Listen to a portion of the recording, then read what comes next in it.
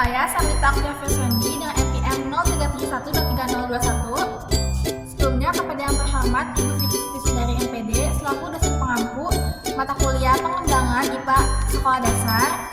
Hari ini kita akan membuat media ajar dan melakukan praktik percobaan dengan materi mendengar karena bunyi. Yuk ikuti keseruan kami.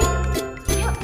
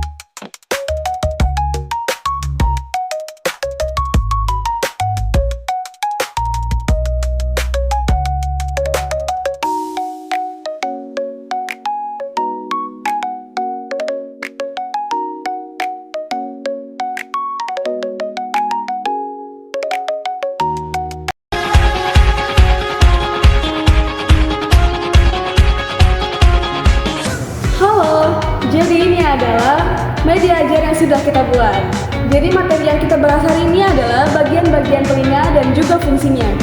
Di sini ada gambar-gambar telinga dan juga bagian-bagian telinganya.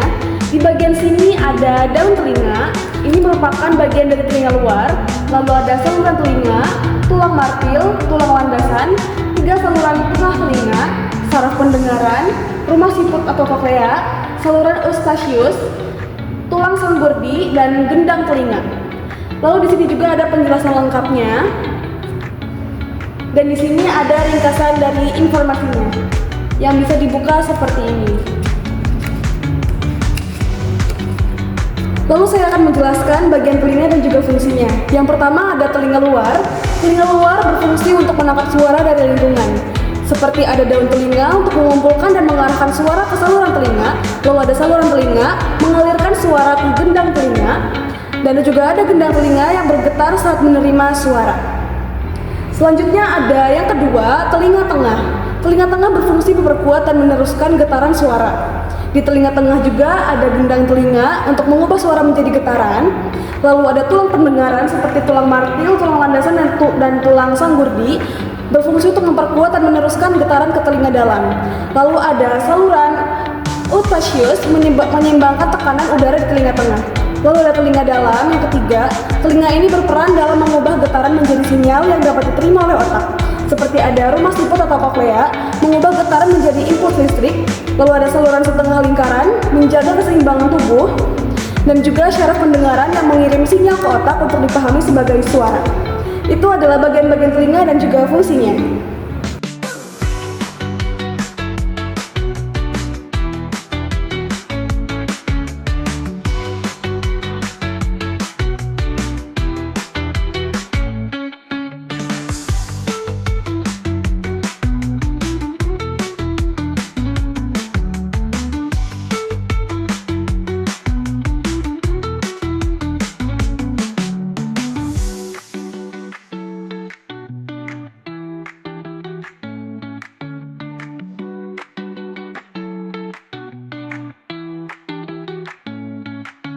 Baik, di sini ada juga LKPD kita.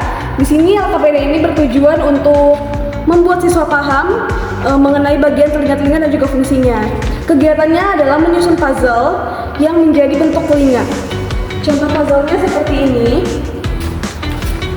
yang ntar akan dipotong-potong oleh siswa dan juga menjadi bentuk seperti ini. Ini bagian yang sudah dipotong-potong dan juga ada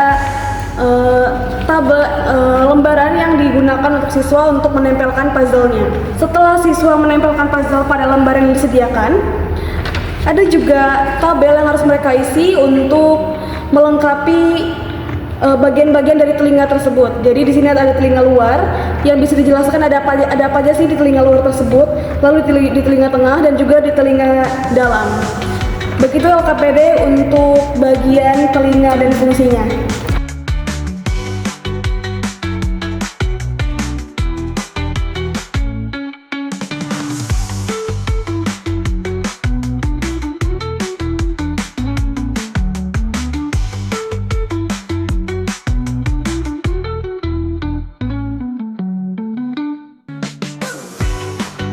Nah, jadi di sini bahan yang kami buat menggunakan ada gelas plastik, ada balon, ada garam, dan juga karet. Jadi caranya itu pertama kita masukkan dulu balon yang sudah digunting ke dalam gelas plastik.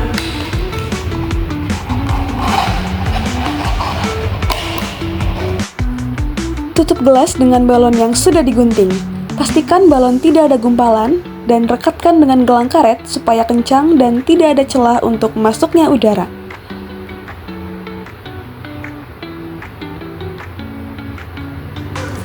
Setelah itu, taburi garam di atas gelas yang sudah dilapisi balon tersebut.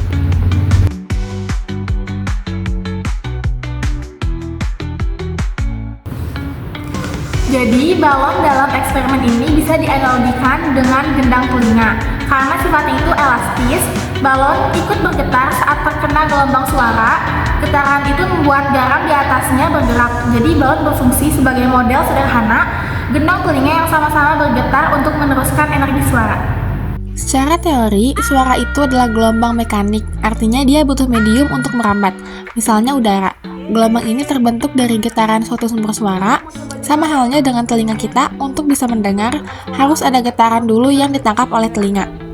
Nah, bagian penting dalam telinga adalah gendang telinga atau membran timpani. Gendang telinga ini berupa selaput tipis yang bergetar ketika gelombang suara mengenainya. Dari sinilah getaran diteruskan ke bagian telinga yang lebih dalam, sehingga akhirnya kita bisa menangkap suara. Sekarang kita coba pakai mesin ya guys.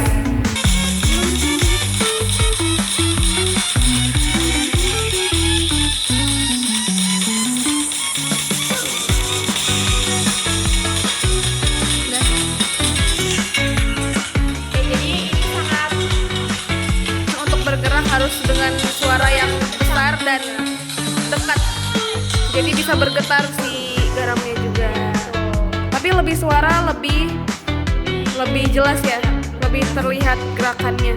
Mau coba lagi teriak di sini tapi dengan dua suara ya. Atau dua.